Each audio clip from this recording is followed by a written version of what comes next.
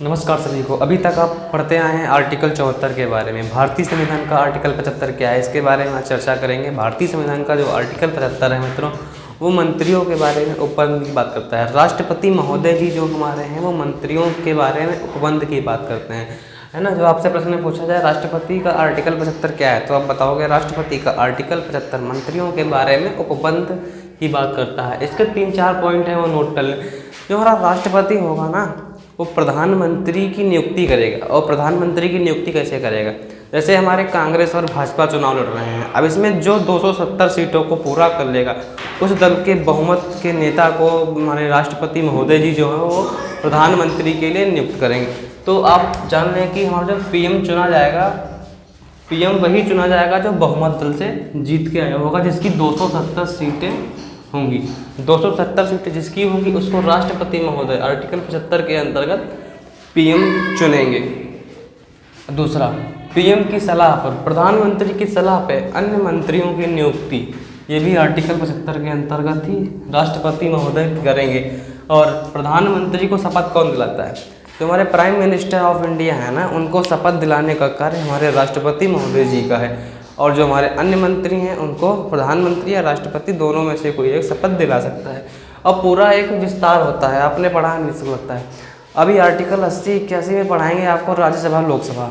राज्यसभा लोकसभा में क्या है कि जो मंत्री दल का नेता होता है ना, मंत्रियों का हेड, चीफ, उसे हम प्रधानमंत्री कहते हैं। अब प्रधानमंत्री की केस में क्या है मित्रों, प्रधानमंत्री जो होता है वो लोकसभा से चुन के आता है।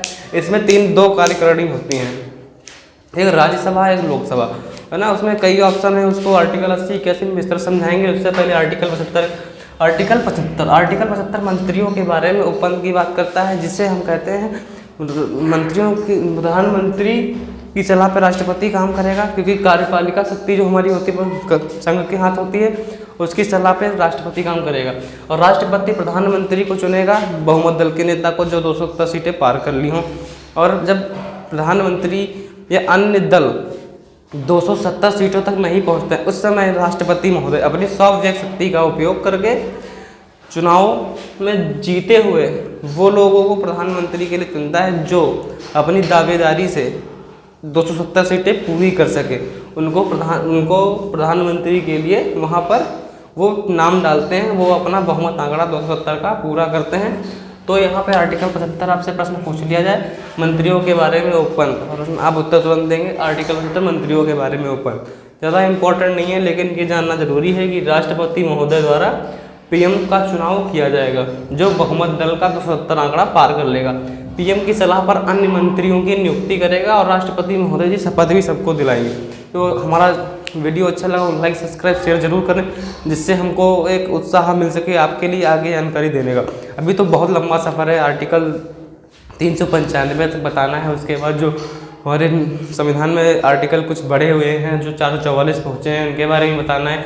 उसके बाद भारतीय संविधान की कुछ IPC वगैरह हैं, उनके बारे में बताना है। बहुत कुछ जानकारी देनी है आपको, बस आप चैनल को सब्सक्राइब भी कर लें और बने रहिए हमारे साथ। धन्यवाद।